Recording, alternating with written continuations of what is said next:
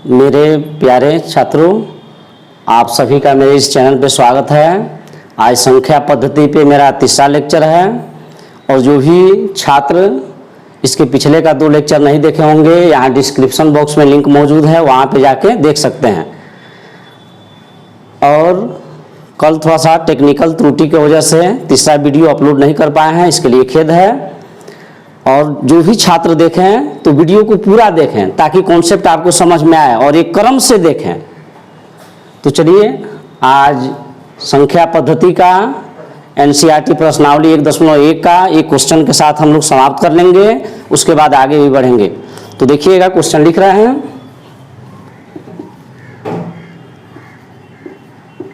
दर्शाइए कि धन पूर्णांक का घन 9m, 9m + 1 या 9m + 8 के रूप का होता है, जहाँ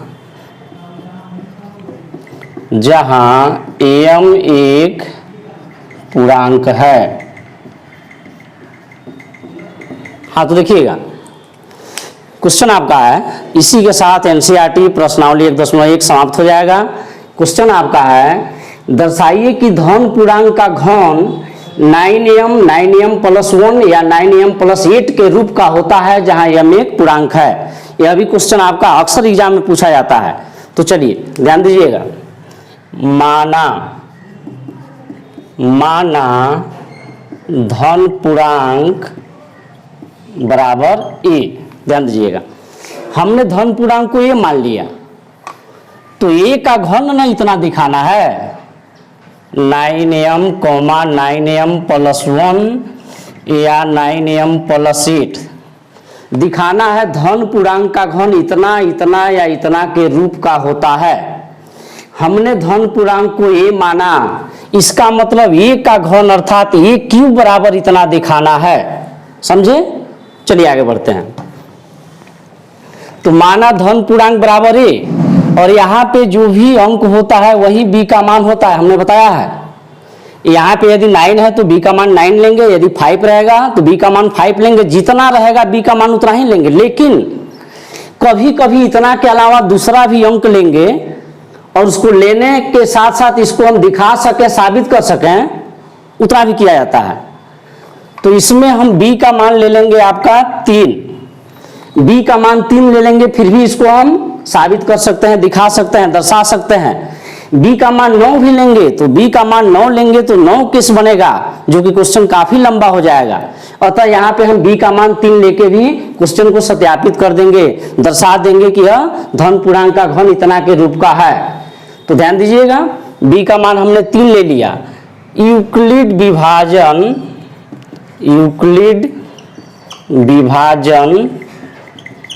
प्रमेयिका से, यूक्लिड विभाजन प्रमेयिका से हम क्या जानते हैं, a बराबर b³ + r।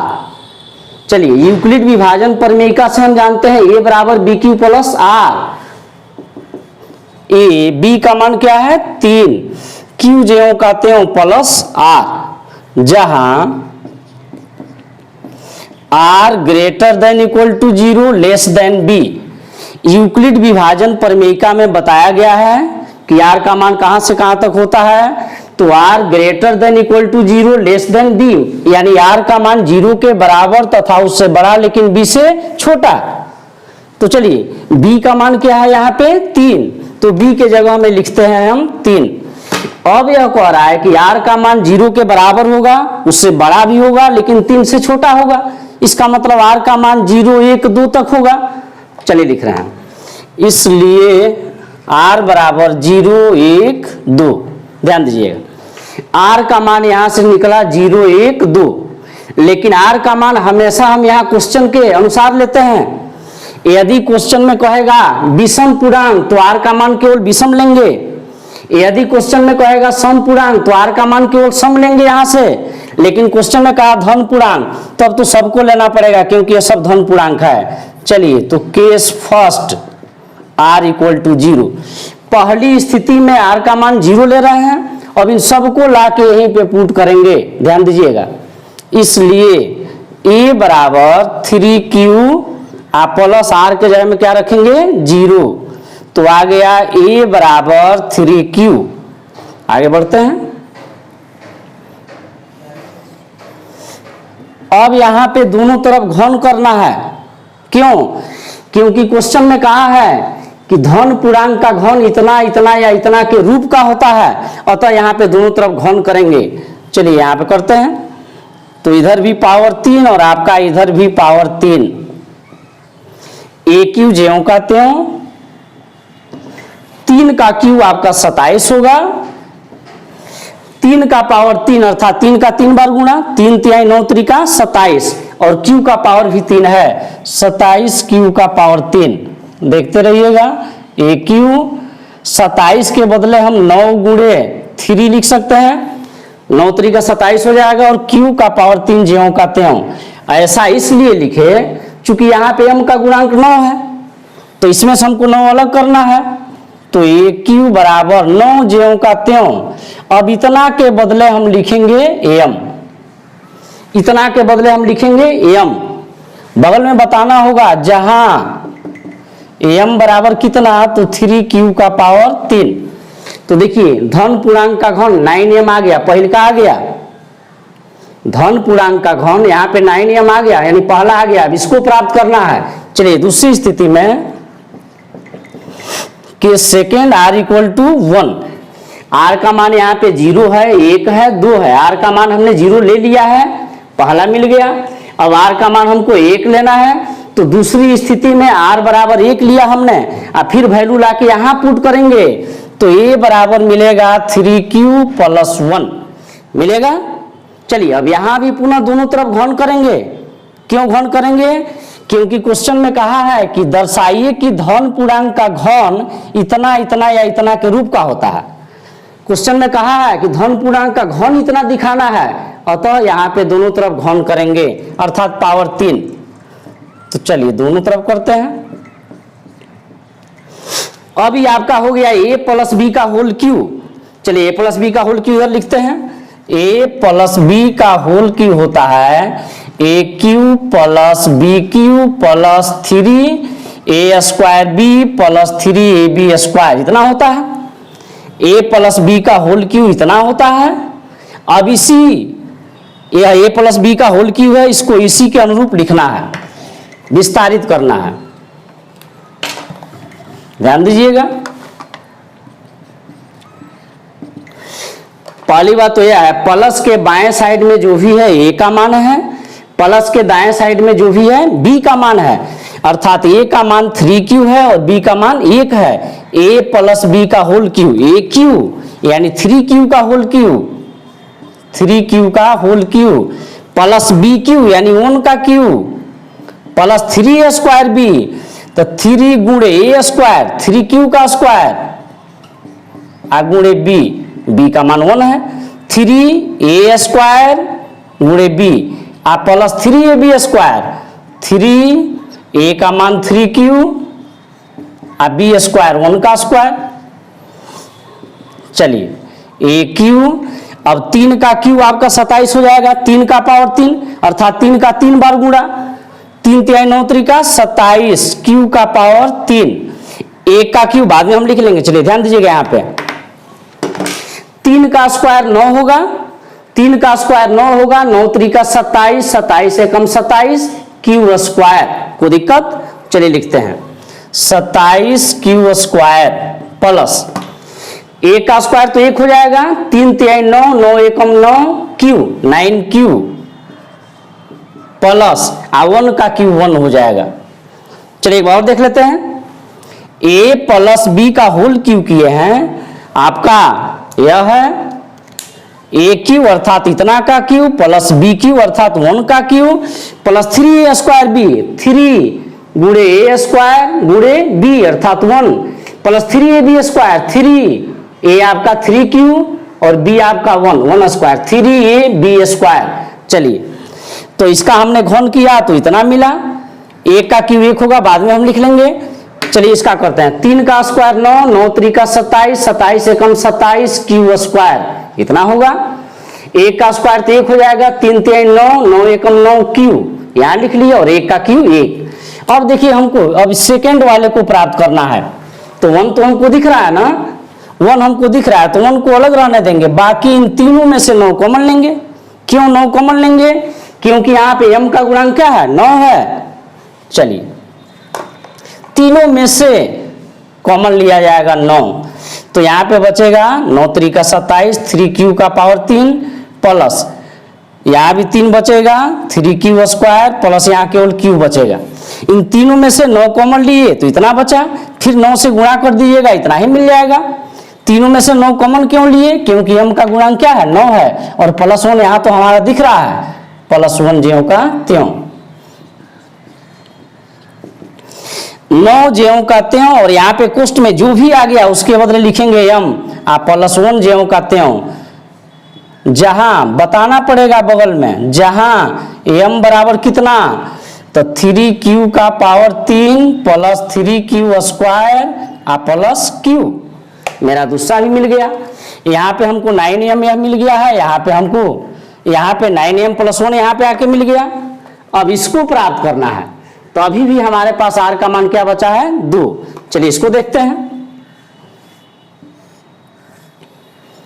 Case third, r = 2, a बराबर, ध्यान दीजिएगा r का मान 2 ले रहे हैं, और कहाँ ले पुट करेंगे, यहीं पे पुट करेंगे, a बराबर 3q प्लस 2। फिर यहाँ पे दोनों तरफ घन करना है, क्योंकि धन पूर्णांक का घन दिखाना है, इतना इतना या इतना के रूप का होता है। चलिए घन करते हैं, इधर भी पावर 3 और इधर भी पावर 3। ध्यान दीजिएगा, फिर यहां आ गया a + b का होल क्यू, a + b का होल क्यू, इस फॉर्मूले का एप्लीकेशन यहां पे किए हैं हम लोग, aq + bq + 3a² b + 3ab²। चलिए देखते हैं, तो aq यानी 3q का पावर 3 प्लस bq यानी 2 का q प्लस 3a² b, 3 गुण a², a आपका 3q है, 3a² b यानी 2 प्लस 3ab², a का मान 3q और b का मान 2, तो 2 का स्क्वायर। चलिए a + b का होल क्यू आपका aq अर्थात 3q का पावर 3 प्लस bq यानी 2 का q प्लस 3a² b, तो 3 गुणे a² गुणे b प्लस 3ab², 3a और b² यानी 2 का स्क्वायर। चलिए aq, अब इसका क्यूब कीजिएगा तो 3 3 9 त्रिका 27 q का पावर 3, q में भी तो पावर है ना। चलिए 2 का पावर 3, 2 का 3 बार गुणा, 2 दूना 4 दूना 8, बाद में हम लिख लेंगे, यहां गुणा करते हैं, 3 का स्क्वायर 9, 9 त्रिका 27, 27 दूना 54 q², ये आपका 54 q² हो गया, प्लस यहां पे आइए 2 का स्क्वायर 4, 4 तिहाई 12, 12 तिहाई 36 q, 36 q प्लस 2 का q, 2 का 3 बार गुणा, 2 दूना 4 दूना 8, यहां लिखते हैं। ठीक, तो देखिएगा इस बार हमको 9m + 8 प्राप्त करना है, 8 तो हमको नजर आ रहा है, इसका मतलब अब तीनों में से 9 कॉमन लेना पड़ेगा। चलिए ध्यान देते हैं, aq ज्यों का त्यों, अब तीनों में से 9 कॉमन लेंगे हम, तो यहां पे बचेगा 3q का पावर 3, 9 6 के 54, 6q², 9 चौका 36, 4q प्लस 8, इन तीनों में से 9 कॉमन लिए हैं, तो कोष्ट में इतना बचा है, 9 त्रिका 27 q का पावर 3 फिर हो जाएगा, 9 6 के 54 q² फिर हो जाएगा, 9 चौका 36 q फिर हो जाएगा, 8 तो अलग है, तो aq बराबर 9 ज्यों का त्यों, कोष्ट में जो भी आया है उसके बदले आप लिखिए m, प्लस 8 तो अलग है, उतार दिए हम, फिर बगल में बताना पड़ेगा, जहां m बराबर कितना, तो 3q का पावर, चलिए थोड़ा सा नीचे लिखते हैं, जहां m बराबर 3q का power 3 plus 6q square plus 4q। तो देखिए हमको धन पूर्णांक का घन 9m प्लस 1 या 9m प्लस 8 तीनों जगह प्राप्त हो गया है। यहाँ पे धन पूर्णांक का घन, धन पूर्णांक को हमने a माना है तो a का घन अर्थात AQ हमको यहाँ पे 9m मिल गया है और यहाँ पे हमको 9m प्लस 1 मिल गया है और यहाँ पे हमको 9m प्लस 8 मिल गया है। अब लास्ट में लिखेंगे अतः धन पूर्णांक का घन इतना इतना या इतना के रूप का होगा। चलिए लिखते हैं,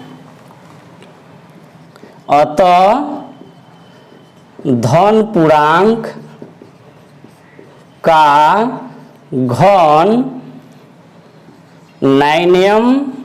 9m प्लस 1 या 9m प्लस 8 के रूप का होगा। इसी के साथ यह क्वेश्चन समाप्त हुआ। हमें उम्मीद है कि आपको समझ में आया होगा। यदि समझने में थोड़ी भी परेशानी हो तो आप वीडियो को बैक करके देख सकते हैं। इसी के साथ एमसीईआरटी अर्थात वहीं बीटीसी का प्रश्नावली 1.1 समाप्त होता है। अब प्रश्नावली 1.2 के लिए हम लोग थोड़ा सा थ्योरी देखें, उसके बाद फिर आगे बढ़ेंगे। तो चलिए वीडियो को पॉज करके आप इसे उतार सकते हैं, मिटा रहे हैं, देखिएगा।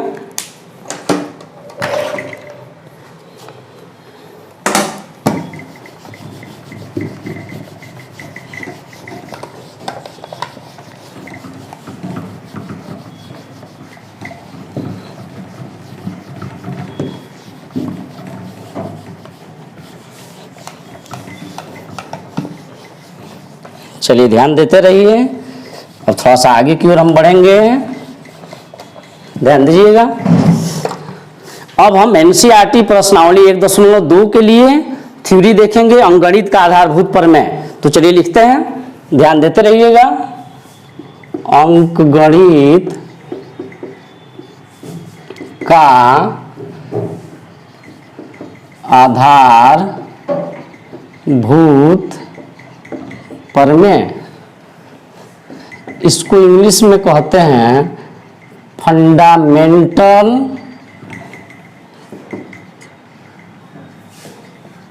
अरिथमेटिक।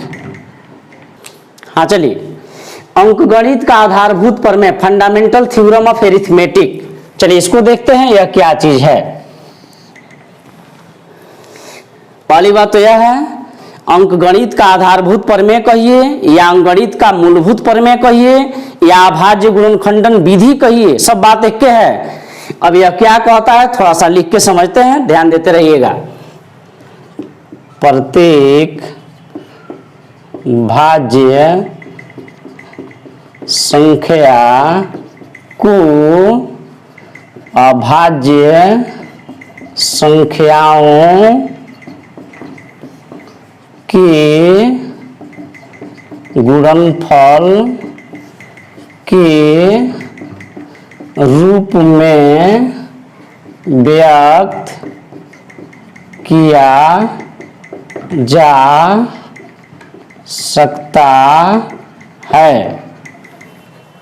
प्रत्येक भाज्य संख्या को अभाज्य संख्याओं के गुणनफल के रूप में व्यक्त किया जा सकता है तथा यह गुणनखंड अभाज्य गुणनखंडों के आने वाले क्रम के बिना अद्वितीय होता है।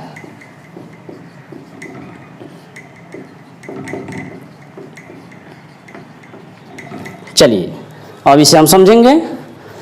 अंकगणित का आधारभूत प्रमेय क्या कहा, प्रत्येक भाज्य संख्या को अभाज्य संख्याओं के गुणनफल के रूप में व्यक्त किया जा सकता है तथा यह गुणनखंड अभाज्य गुणनखंडों के आने वाले क्रम के बिना अद्वितीय होता है।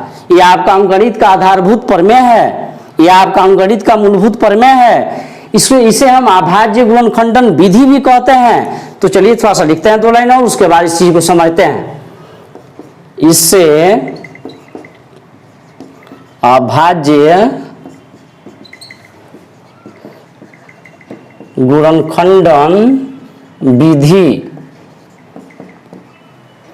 इसे अभाज्य गुणनखंडन विधि भी कहते हैं। इसका प्रमाण कार्ल फ्रेडरिक गॉस ने दिया था। ध्यान दीजिएगा, अंकगणित के आधारभूत प्रमेय का प्रमाण कार्ल फ्रेडरिक गॉस ने दिया था। इस बात को हमेशा याद रखिएगा। ये ऑब्जेक्टिव क्वेश्चन पूछा जा सकता है, ऐसा क्वेश्चन ऑब्जेक्टिव पूछता है। यहाँ पे पूछेगा अंकगणित के आधारभूत प्रमेय का प्रमाण किसने दिया, तो हमेशा याद रखिएगा कार्ल फ्रेडरिक गॉस ने। चलिए अब इनके बारे में थोड़ा सा देखते हैं। कार्ल फ्रेडरिक गॉस, ध्यान दीजिएगा, यह जर्मन गणितज्ञ हैं। हाँ तो ध्यान दीजिएगा, कार्ल फ्रेडरिक गॉस कहाँ के गणितज्ञ हैं? जर्मनी के गणितज्ञ हैं। तो यहाँ पे लिखे हैं जर्मन गणितज्ञ हैं। इनको गणितज्ञों का राजकुमार कहा जाता है। पहली बात तो देखिए यहां से क्या ऑब्जेक्टिव क्वेश्चन करता है, करेगा, और क्या सब्जेक्टिव क्वेश्चन कर सकता है। अभी हमने बताया कि यहां से 1 नंबर का ऑब्जेक्टिव क्वेश्चन कर सकता है। अंकगणित के आधारभूत प्रमेय का प्रमाण किसने दिया, तो कार्ल फ्रेडरिक गॉस ने, हमेशा याद रखिएगा। 2 नंबर का सब्जेक्टिव क्वेश्चन क्या करेगा, कहेगा अंकगणित का आधारभूत प्रमेय को लिखें, अंकगणित का आधारभूत प्रमेय लिखें। तो इतना लिखना पड़ेगा, प्रत्येक भाज्य संख्या को अभाज्य संख्याओं के गुणनफल के रूप में व्यक्त किया जा सकता है तथा यह गुणनखंड अभाज्य गुणनखंडों के आने वाले क्रम के बिना अद्वितीय होता है। चलिए, और इसको हम अभाज्य गुणनखंडन विधि भी कहते हैं। थोड़ा सा मिटा रहे हैं, अब इस चीज को समझ रहे हैं कि अंकगणित का आधारभूत प्रमेय का अर्थ क्या हुआ। चलिए थोड़ा सा मिटा रहे हैं, ध्यान दीजिएगा। तो इसको समझने से पहले हम थोड़ा सा अभाज्य संख्या जान लें और भाज्य संख्या जान लें। चलिए,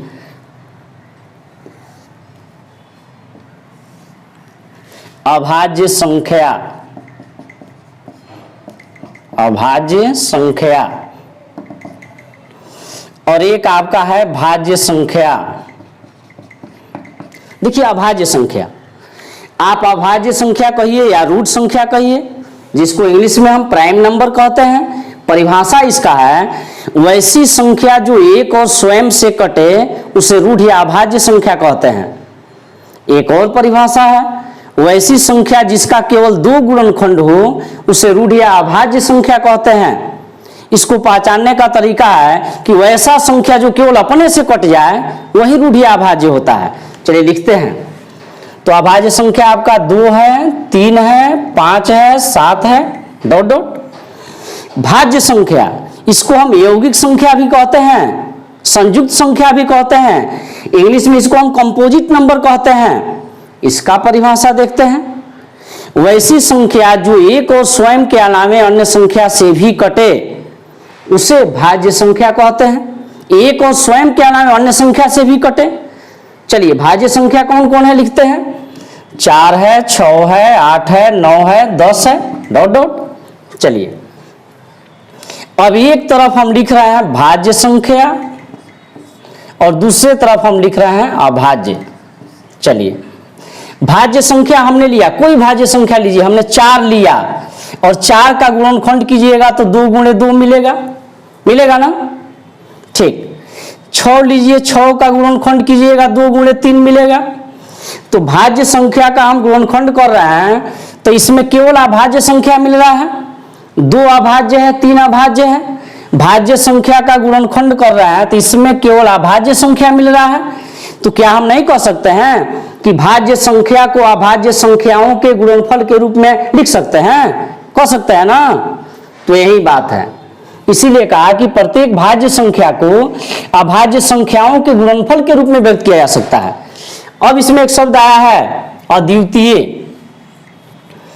तथा यह गुणनखंड, माने जो लिखे हैं तथा यह गुणनखंड, यह पूरा तथा यह गुणनखंड अभाज्य गुणनखंडों के आने वाले क्रम के बिना अद्वितीय होता है। माने कहने का अर्थ है यह गुणनखंड 6 का गुणनखंड 2 गुणे 3 है, अपने आप में एक अद्वितीय है, अनोखा है, इसके अलावा दूसरा संभव नहीं है, यह खुद में अकेला है।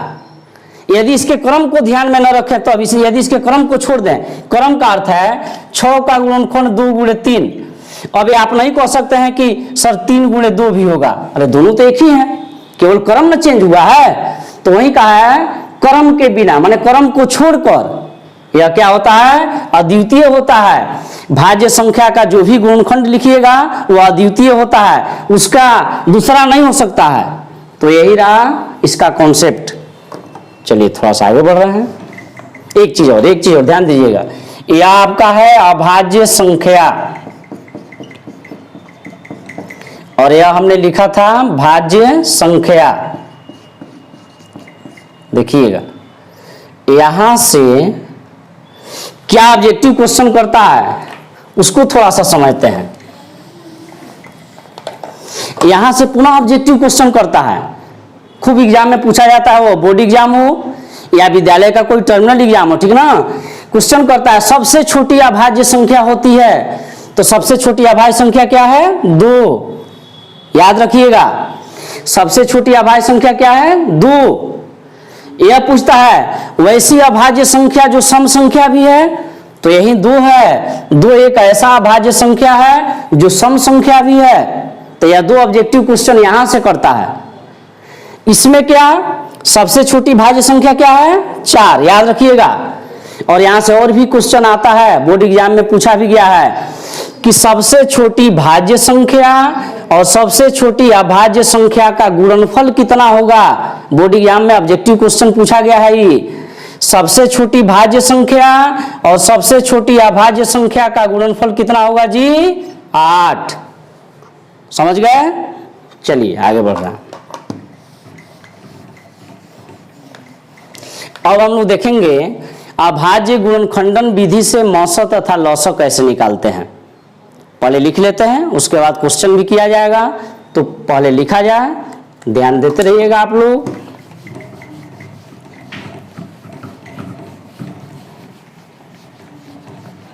चलिए लिखते हैं अब अभाज्य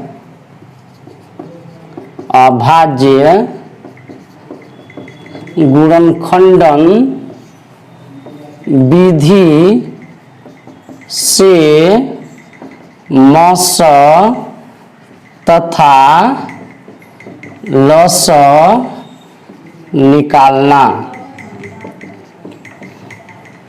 चलिए अभाज्य गुणनखंडन विधि से मौस और लस कैसे निकाला जाता है, पहले लिखते हैं।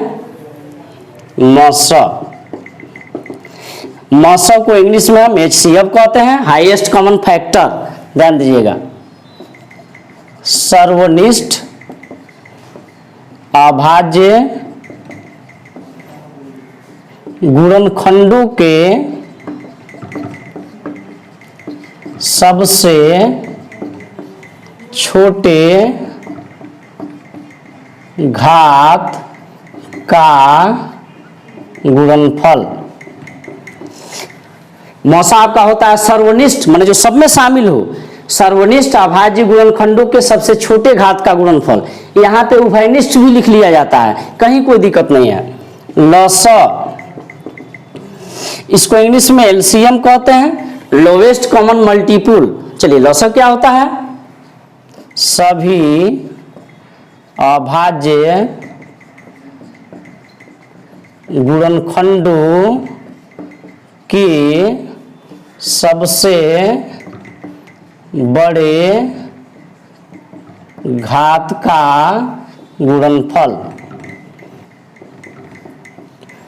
तो लौसा आपका होता है सभी अभाज्य गुणनखंडों के सबसे बड़े घात का गुणनफल। यह लिखने के लिए लिखा गया है, जब क्वेश्चन हम लोग करेंगे तो इसी को सरल भाषा में कह के समझ लेंगे, कहीं कोई दिक्कत नहीं होगा। चलिए आगे बढ़ते हैं फिर से। मौस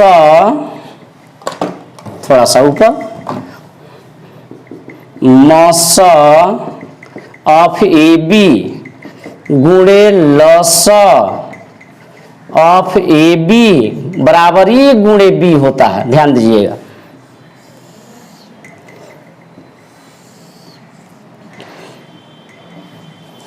एक्चुअली फॉर्मूला होता है मस गुणे लस बराबर दो संख्याओं का गुणनफल। यहां पर दो संख्या के रूप में क्या लिया गया है, तो ए और बी को लिया गया है। मस ऑफ ए बी गुणे लस ऑफ ए बी बराबर ए गुणे बी। यहां से भी ऑब्जेक्टिव क्वेश्चन करता है कई बार। ध्यान दीजिए क्या करता है, यहां पे डॉट डॉट दिए रहेगा, डॉट डॉट दिए रहेगा और पूछेगा मस ऑफ ए बी गुणे लस of A B equal to dot dot, क्या होगा, चार ऑप्शंस दिए रहेंगे तो क्या होगा, ए गुणे बी। याद रखिएगा, ये तो फॉर्मूला ही है, यानी मस ऑफ ए बी गुणे लस ऑफ ए बी बराबर ए गुणे बी। चलिए यहां से फॉर्मूला तो यही है, यहां से दो चीज निकल के आता है, मस ऑफ ए बी बराबर ए गुणे बी बटा लस ऑफ ए बी। एक चीज और है, लस ऑफ ए बी बराबर ए गुणे बी बटा मस ऑफ ए बी। ध्यान दीजिएगा, फॉर्मूला तो यही है और यहां से दोनों निकल के आया, समीकरण है। मस निकालना है तो लस यहां बट्टा के नीचे आ जाएगा, यह चीज हो गया। और यहां से लसन निकालना है तो मस आपका यहां बट्टा के नीचे आ जाएगा। तो इसी के साथ इस वीडियो को समापन किया जाता है। और ध्यान दीजिएगा, आप सभी छात्रों से निवेदन है कि वीडियो को क्रम वाइज पढ़िए और पूरा वीडियो देखिए ताकि पूरा कॉन्सेप्ट आपको समझ में आए।